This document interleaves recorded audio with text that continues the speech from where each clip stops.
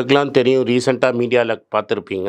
ஏன்னா தமிழ்நாடு காங்கிரஸ் கமிட்டி ஊடக பிரிவு தலைவராக அப்பாயிண்ட் பண்ணியிருக்காங்க. ஸோ பொலிட்டிக்கலாக என்னோட வியூஸ் என்ன அப்படின்னு நீங்கள் ட்விட்டரில் ஃபாலோ பண்ணணும்னு நினச்சிங்க, @AnandS1967 என்னை ஃபாலோ பண்ணுங்கள். என்னோட real original ID, Twitter ID for politics அதுதான். ஸோ பாலிட்டிக்ஸ் சம்மந்தப்பட்ட என்னோட எல்லா ஒப்பீனியன்ஸ், வியூஸ் எல்லாமே அதில் வரும். அதில் ஃபாலோ பண்ணுங்கள். நன்றி, வணக்கம். இன்றைய நேர்காணலில் காங்கிரஸ் கட்சியினுடைய ஊடக பிரிவு தலைவர், பொருளாதார வல்லுனர் ஆனந்த் சீனிவாசன் அவர்கள். சார் வணக்கம். சார் வணக்கம். இப்போ சந்திரசூட் போன்றவர்கள் கொஞ்சம் வெளிப்படையாகவே இந்த இடி சிபிஐலாம் உண்மையிலே நம் தேச நலனுக்கு எதிராக இருக்கக்கூடிய பொருளாதார குற்றங்களுக்கு எதிராக செயல்பட்டால் கொஞ்சம் நல்லா இருக்கும். அப்படி பண்ணா அப்போ நீங்கள் தானே சுப்ரீம் கோர்ட்டு இந்த பிஎம்எல்ஏக்கு அகேன்ஸ்டாக கேஸ் வரும்போது சுப்ரீம் கோர்ட்டில் வந்தபோது இது செல்லாதுன்னு நீங்கள் சொல்லியிருந்தீங்கன்னா இன்றைக்கி இவ்வளோ பேரை நீங்கள் 6 மாதம் 7 மாதம் ஜெயிலில் வச்சுருக்க முடியாது. என்னமாக இருந்தாலும் 90 நாளில் நீங்கள் சார்ஜ் ஷீட் போடணுன்னு இருந்திருந்தீங்கன்னா இவ்வளோ பேரை அரெஸ்ட் பண்ணியிருக்க முடியாது. நீங்கள் சுப்ரீம் கோர்ட் தான் அதை லீகல்னு சொல்லிடுச்சு. அதை லீகல்னு சொன்னப்புறம் ஆக்டை நீங்கள் பாஸ் பண்ணிட்டீங்க. That can be overturn by another judgment. இன்னொரு ஜட்ஜ்மெண்ட்டால் தான் அதை மாற்ற முடியும். அதை பண்ணாமல் நீங்கள் கான்ஃபரன்ஸ்லேயும் வெளியிலையும் குரல் கொடுக்கறதுனால இவங்க மாறிட போகிறதில்ல. இதை அவங்க ஒரு வெல்லாயில்டு மிஷின், இதை ஒரு தருவியாக யூஸ் பண்ணி ஆப்போசிஷனை காலி பண்ணி மசூல் பண்ணலான்னு நினைக்கிறாங்க. And to a large extend successful. ஏன்னா இப்போ நான் காங்கிரஸ் கட்சியில் இருக்கேன். எங்கள்கிட்ட எலெக்ஷன் நடத்துறதுக்கு கஷ்டமாக இருக்குது. நிதி ஆதாரம் ரொம்ப கஷ்டமாக தான் இருக்குது. அதே சமயத்தில் இப்போ என்னோடய பர்சனல் கேஸில் பார்த்தீங்கன்னா என்னோடய ட்விட்டர் அக்கௌண்ட்டை முடக்கியிருக்காங்க. நீங்கள் போய் ஆனந்த் ஸ்ரீனின்னு நீங்கள் தேடினா தான் கிடைக்குமே தவிர மற்றவங்கள மாதிரி என் பேரை டைப் படித்தா உங்கள் ட்வீட் வராது. அது மாதிரி ஃபேஸ்புக்கில் 2 நாளாக நான் எந்த தப்பும் பண்ணுறது கிடையாது. நான் எந்த ஆபாச படமும் ஷேர் பண்ணுறதில்ல, சினிமாவை கூட நான் ஷேர் பண்ணுறதில்ல. ஆனால் ஃபேஸ்புக் எனக்கு என்ன அமைச்சிருக்கிறான், நீ பான் ஸ்டாரெல்லாம் ஃபேமஸ் பண்ணுற, ஆனாலும் உங்கள் அக்கௌண்ட்டை நாங்கள் கேன்சல் பண்ணுறோம், நீங்கள் என்ன சொல்கிறீங்கன்னு என்னை நோட்டீஸ் கேட்டிருக்காங்க. ஏன்னா அதில் பிஜேபி கம்ப்ளைண்ட் பண்ணியிருக்காங்க. 8 லட்சம் ஃபாலோவர் இருக்காங்க. அதை ஸ்ட்ரைக் டவுன் பண்ணால் 8 லட்சம் ஃபாலோவர் நான் சேர்க்கறதுக்கு இன்னும் 2 வருஷம் ஆகும் அப்படிங்கிற ஒரே காரணத்தால் தான் இதை பண்ணுறாங்க. திட்டமிட்டு சமூக வலைதளங்களை எந்த அளவுக்கு ஆதிக்கம் செலுத்தி பண்ண முடியும். டெஃபினட்டாக இதில் 69,500 ஃபாலோவர் இருக்காங்க. ஜீவா, உங்களுக்கு என்ன 5 வருஷத்துக்கு மேலே தெரியும், டிமானிட்டைசேஷன் காலத்துலேயும் தெரியும். நான் என்றைக்குமே யாரையும் மரியாதை குறைவாக கூட பேசினது கிடையாது. கோவத்தில் கத்துனது கூட நான் மரியாதை குறைவை யாரையும் திட்டினது கிடையாது. யாரையும் பர்சனலாக பேசினதே கிடையாது. சேனலில் தப்பு நடந்திருந்தால் சாரிங்கிறத முதல்ல கேட்குறதே நான் தான். நான் ஆபாச படத்தை ஸ்பான்சர் பண்ணுறேன், புஷ் பண்ணுறேன்னு சொல்லி என் ஃபேஸ்புக்கே நீங்கள் முடக்கணும்னா நீங்கள் எந்த லெவலுக்கு நீங்கள் இன்ஃப்ளூயன்ஸ் வச்சுருப்பீங்க. அதே மாதிரி ட்விட்டரை எங்கள் ஆளுங்க விசாரிக்கும்போது ஃபினான்ஸ் மினிஸ்ட்ரி ஆஃபீஸ்லேருந்து கம்ப்ளைண்ட் வந்ததுங்கிறாங்க. நான் என்ன தப்பாக எழுதியிருக்கேன், அம்மையாருக்கு கேள்விக்கு பதில் சொல்லுன்னு கேட்டால் அது தப்பு. அப்போ பிஜேபி திட்டமிட்டு பண்ணுறான்னு நினைக்கிறீங்க? டெல்லி பிஜேபியே திட்டமிட்டு பண்ணுது நினைக்கல, உண்மை அதுதான். அவங்க தான் பண்ணுறாங்க. நான் ஷாடோ பேன். நீங்கள் வெளில போய் என் ட்விட்டர், அஃபிஷியல் ட்விட்டர் உங்களால் பார்க்க முடியுதுன்னா பார்க்க முடியாது.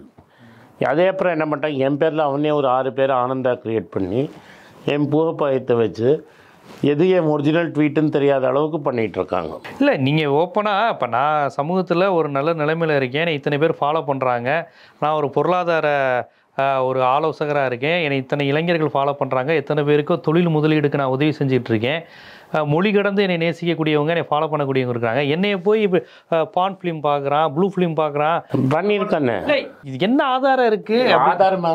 நாங்கள் ப்ரைவேட் கம்பெனிங்க. நான் நீ உன்னை ஸ்ட்ரைக் டவுன் பண்ணிட்டேன்னா அதுக்கப்புறம் நீ சண்டை போட்டு வரத்துக்குள்ளே, கோர்ட்டுக்கு போயிட்டு வரத்துக்குள்ளே 10 வருஷம் வேணும்ல. எனக்கு இன்றைக்கி நீ மோதியை திட்டக்கூடாது. இன்றைக்கி நீ இதுக்கு இம்மிடியேட் ரெமெடி கிடையாது. அதெல்லாம் ஒன்றுமே கிடையாது. இல்லை, வேற ஒன்றும் இல்லை. நீங்கள் இப்போ மாநாட்ட வழக்கு போட முடியாதா? போட்டேன்னா 10 வருஷம். என்னுடைய நற்பெயரை களங்கம் விளைவிச்சிட்டாங்க. ஆமாம் சார், நான் போட்டேன்னா 10 வருஷம் நடக்கும் கேஸு. சாரி சொல்லிடுவான். 5 வருஷம் கழிச்சு அவன் என்ன பண்ணுவான், சாரி சொல்லிடுவான். அதனால் அவனுக்கு என்ன, இந்த எலெக்ஷனில் நான் மோதியை பற்றி பேசலைங்கிறது தானே மக்களுக்கு பதிவு. சார் உங்களை நீங்கள் ஏன் ஃபேஸ்புக்கில் இருக்க மாட்டேங்கிறீங்கன்னு நிறைய பேர் கேட்குறாங்க. நானே சொல்கிறேன் நான் ஃபேஸ்புக்கில் இருக்கேன்னு. இதுதான் அவங்க திட்டமிட்டு செய்யறாங்க. அதாவது எதிர்த்து பேசுறவன இடியோ சிபிஐயோ இல்லை ட்விட்டர் அக்கௌண்ட் முடக்கிறது, வங்கி கணக்கை முடக்கிறது, பேங்கை முடக்கிறது, இன்கம் டேக்ஸ் நோட்டீஸ் அனுப்புது, இடி நோட்டீஸ், இதெல்லாம் இருந்துருச்சுன்னா அவனை சோஷியல் மீடியாவில் பைக்காட் பண்ணுறது, டிவி சேனலில் அவனை கூப்பிடாமல் இருக்க சொல்கிறது, பேப்பரில் அவன் ஆர்டிக்கல் பப்ளிஷ் ஆகாமல் பார்த்துக்குது, எல்லா வேலையும் செய்கிறாங்களே. இப்போ உங்களுக்கு டிவி 18 என்ன நடந்ததுன்னு தெரியும், குணாக்கும் செந்திலுக்கும் என்ன நடந்ததுன்னு உங்களுக்கு தெரியும், நீங்கள் அங்கே தானே இருந்தீங்க. ஹஃபீஸ், அந்த ஹசீஃப் இவங்கெல்லாம் என்ன தப்பு பண்ணாங்க? இதே மாதிரி இந்தியாவில் எல்லா இடத்துலையும் நடக்குது. ரவீஷ்குமாரை வேலையை விட்டு அமிச்சாங்க, அஜித் அஞ்சும் வேலையை விட்டு அமிச்சாங்க, தீபக் சர்மா விட்டாங்க, பிரசூன் பாஜ்பாய், சாக்ஷி ஜோஷி, இது மாதிரி 20 பேர் நல்ல பேர் சொல்ல முடியும். 20 ஜேர்னலிஸ்ட்டு மீடியாவில் இருந்தாங்க. சித்தார்த் வரதராஜன் ஹிந்துவில் சித்தார்த் வரதராஜன், நீங்கள் அவங்க சொன்ன பேச்சை கேட்கலைன்னா நீங்கள் இருக்க முடியாதுங்கிறாங்க. ஸோ இது ஊடகவியலாளர் மத்தியில் ஒரு புறமாக நடக்குது. அவங்களுடைய வேலை இழப்பை செய்வதன் மூலமாக உங்களை மாதிரி பிரபலமானவர்களை சமூக வலைதளத்தில் உனக்கு ஃபாலோவர்ஸ் இருக்கா, வா உன்னை அழிக்கிறேன், உன்னை காலி பண்ணுறேன், என்னோட சேரு. இப்போ என்னெல்லாம் கேட்க மாட்டாங்க, ஏன்னா இவன் சேர மாட்டான்னு தெரியும். சேர்ந்தீங்கன்னா உங்களுக்கு எல்லா நல்லதும் நாங்கள் செய்வோம், நீங்கள் செய்யலைன்னா உங்களை காலி பண்ணிவிடுவோம். பெரிய அரசியல்வாதியாக இருந்தால் வங்கி கணக்கையே மதிக்கிடுவாங்க. ரொம்ப இண்டிவிஜுவலில் இருந்து பொலிட்டிக்கல் பர்சனாலிட்டி வரையும் என்னென்ன ஆயுதம் பயன்படுத்துவாங்க, அது மட்டும் தான். என் கூட இல்லைன்னா அழிச்சிருவேன். ஆமாம். இப்போ வேற திருப்பி வேற இன்னொரு இஷ்யூ வேற பரப்பிக்கிட்டு இருக்காங்க. 55 ஆண்டுகளுக்கு முன்னாடி இந்திரா காந்தி கச்சத்தீவை கொடுத்து தமிழர்களுக்கு துரோகம் செஞ்சுட்டாரு. நான் என்ன சொல்கிறேன், இதில் நான் ஒரு 3-4 பாயிண்ட் சொல்கிறேன். வெறும் கச்சத்தீவை கொடுத்தாங்களா, கொடுக்கல. நியூ வெஜ் பேன்னு ஒரு ஏரியாவை எழுதி வாங்கினாங்க.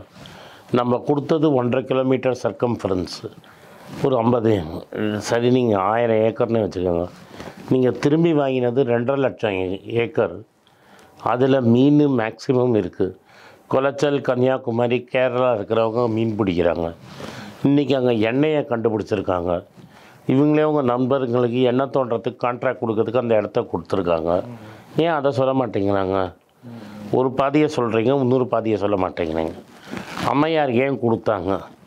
ஏன்னா எங்கே ஸ்ரீலங்கன் வாட்டர் முடியுதோ அங்கேருந்து இந்தியன் வாட்டர் ஆரம்பிக்கணும், நடுவில் இன்டர்நேஷ்னல் வாட்டர்னு விடக்கூடாதுன்னு மேடம் டிசைட் பண்ணிட்டேன். இன்டர்நேஷ்னல் வாட்டரை விட்டாருந்தீங்கன்னா யார் வேணால் அங்கே வரலாம், எந்த ஃபாரின் ஷிப் வேணால் உள்ளே வரலாம். இதை பாதி பிரிச்சுக்கிட்டதுனால இப்போ நம்மளோட அணுகுண்டு தயாரிக்கிற இடம் கல்பாக்கத்தில் இருக்குது. இன்டர்நேஷ்னல் வாட்டர்ஸ்னால் வெளிநாட்டு கப்பல் அங்கே உள்ளே நம்ம என்ன பண்ணிகிட்ருக்கோன்னு ஃபோட்டோ எடுக்கலாம். அதனால் பண்ணது. அதுக்கு எக்ஸ்சேஞ்சாக 22.5 லட்சம் ஏக்கருக்கு மேலே வாங்கியிருக்காங்க. அங்கே எண்ணெய் கிணறு இருக்குது. இந்த எண்ணெய் கிணறை கவர்மெண்ட்டே தோண்டாமல் டெண்டருக்கு ஓட்டு வெளியில் அழகு கொடுக்க போகிறீங்க. இது எந்த ஒரு நியாயம்? அப்போ சொல்கிறத நீங்கள் ஃபுல்லாக சொல்லணும். சரி, உனக்கு தமிழர்களை பற்றி இவ்வளோ கன்சர்ன் இருக்குது. பெங்காலி ஹிந்துக்கு நீங்கள் சிட்டிசன்ஷிப் தருவீங்க, பாகிஸ்தான் ஹிந்துக்கு சிட்டிசன்ஷிப் தருவீங்க, ஆப்கானிஸ்தான் ஹிந்துக்கு சிட்டிசன்ஷிப் கொடுப்பீங்க. நான் என்ன கேட்குறேன், இலங்கை தமிழனுக்கு மட்டும் ஏன் சிட்டிசன்ஷிப் கொடுக்க மாட்டேன்? அவனும் பெரும்பாலும் இந்து தானே. ஹிந்து. இப்போ என்ன சொல்கிறீங்க? தமிழ்நாடுலாம் மாற்றான் தாய் வீட்டு பையன், அவன் முருக பக்தர், பயங்கரமான முருக பக்தர், சிவபக்தர்லாம் அங்கே தான் இருக்கிறான். அவனுக்கு சிட்டிசன்ஷிப் கொடுக்க மாட்டோம். ஆனால் நீங்கள் ஹிந்தி தெரிஞ்சு பஞ்சாபி தெரிஞ்சால் உங்களுக்கு சீட்டு கொடுப்போம். அப்போ இது எந்த ஒரு நியாயம்? அப்போ உங்களுக்கு கச்சத்தீவில் அது வெறும் ஒரு மண் ஐலண்டு, 10 நிமிஷத்தில் என்டையர் ஐலாண்ட் நடந்துடலாம்.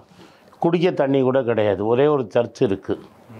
வருஷத்துக்கு ஒரு வாட்டி ப்ரே பண்ணுறதுக்கு போகிறாங்க. அதில் எதுக்கு யூஸ் பண்ணியிருந்தா மீனவர்கள் வலையை காய போடுறதுக்கு யூஸ் பண்ணுவாங்க, பிடிச்ச மீனை காய வைக்கிறதுக்கு யூஸ் பண்ணுவாங்க. அதை தவிர அது ஒன்றுமே கிடையாது. அதுக்கு பதிலாக 2.5 லட்சம் ஏக்கருக்கு மேலே வாங்கி அதில் இல்லாத மீனெல்லாம் இருக்குது. நம்மளுக்கு 1.5 லட்சம் பேர் அங்கே குளச்சல், கேரளாவில் இருக்கிறவங்க அங்கே மீன் பிடிக்கிறாங்க. அந்த இடத்துல எண்ணெய் இருக்குதுன்னு சொல்கிறாங்க. அதுதானே வாங்கினாங்க அம்மையார். கொடுத்ததை சொல்கிறீங்களே, வாங்கினதை சொல்ல மாட்டேங்கிறீங்க. இன்றைக்கி லடாக்கில் நண்பர்கள்ங்கிற படத்தை எடுத்து, விஜய் படத்தை, 3 Idiots படத்தை தமிழில் எடுத்தாங்க. சங்கர் தான் டைரக்டர். வான்சுக், சோம்யன் வான்சுக்குங்கிற ஒரு பேரை வச்சு தான் எடுத்தாங்க. அவர் இன்றைக்கி 21 நாள் பட்னி இருக்கார். லடாக்கில் நீங்கள் லடாக்கிங்களை சரியாக நடத்தலை, நாங்கள் ஏமாந்து போய் உங்களுக்கு ஓட்டு போட்டோம், எங்கள் லேண்டு 7000 ஏக்கர் லேண்டை நீங்கள் பிடிச்சி வச்சுருக்கீங்க, சைனா பிடிச்சிருக்குன்னு. சைனா லடாக்கில் ஒரு 7000 ஏக்கரும், அருணாச்சல் பிரதேஷில் 2000 ஏக்கரும் நிலத்தை பிடிச்சி வச்சுருக்கிறான். நம்ம ஏரியாவுக்குள்ளே ஒரு வில்லேஜே கட்டிட்டான். அதை பற்றி ஏன் பிரதமர் பேச மாட்டேங்கிறாரு? நேற்று தந்தி டிவியில் ஒரு இன்டர்வியூ கொடுக்குறாரு. மக்களுக்கு ஹிந்தியில் பேசினா கடுப்பாகும்னு தெரியும், நீங்கள் இங்கிலீஷில் பதில் சொல்லலாம். உங்களுக்கு தமிழ் தெரியாதுன்னா இங்கிலீஷில் பதில் சொல்லலாம். இங்கிலீஷில் பதில் சொல்லாமல் நீங்கள் ஹிந்தியில் பதில் சொல்கிறீங்க. அப்போனா என்ன மெசேஜ் அனுப்புகிறீங்க? தந்தி தமிழில் பேசுகிறீங்க, நான் ஹிந்தி ஆதிக்கம் கொண்டு வருவேன், நீ வேறு வழி கிடையாது, ஹிந்தியை உன் மேலே திணிப்பேன் அப்படின்னு தானே மெசேஜ் அனுப்புகிறீங்க. உடனே ஒரு பிஜேபிக்காரன்ட்டு என்ன சொன்னார், ஒரு லாங்குவேஜ் கம்ஃபர்டபுளாக இருக்கும்னு சொன்னார்னு. லாங்குவேஜ் கம்ஃபர்டபுளாக நீ குஜராத்தியில் தானே பேசியிருக்கணும். ஆமாம், தாய்மொழியாக தானே. தாய்மொழியாக தானே, ஏன் ஹிந்தியில் பேசுகிற? ஏன்னா எனக்கு நீ ஒரு சிக்னல் அனுப்புகிற. என்ன சிக்னல்? ஹிந்தியை ஏற்றுக்கோ, ஹிந்தியை ஏற்றுக்கோன்னு. இதே இந்திரா காந்தியை நீ கிண்டல் அடிக்கிறீங்களே, அந்த இந்திரா காந்தி இங்கே என்ன சொன்னாங்க? ஹிந்தி போராட்டம் நடக்கும்போது என் பணத்து மேலே தான் ஹிந்தி உங்கள் மேலே திணிப்பாங்கன்னாங்க. என்ன சொன்னாங்க? நேருவோட மகள் நான். அப்போ அவங்க பிரைம் மினிஸ்டர் கிடையாது, கம்யூனிகேஷன் மினிஸ்டர். நேருவோட மகள் நான் சொல்கிறேன், என் பணத்து மேல் தான் ஹிந்தி உங்கள் மேலே திணிக்கப்படும்னு. அது மாதிரி ஏதாவது சொல்ல வேண்டியது தானே. நான் ஹிந்தி தான் பேசுவேன், அதை கீழே சப்டைட்டில் வரும், நீங்கள் ஹிந்தி எடுத்துக்கலைன்னா அது உங்கள் தலையெழுத்துன்னு. அப்போ என்ன, உங்கள் ஆதிக்கத்தை தானே காட்டுறீங்க. அந்த ஆதிக்கத்தை என்றைக்குமே தமிழன் ஏற்றுக்க மாட்டாங்கிறது என்னோட கருத்து.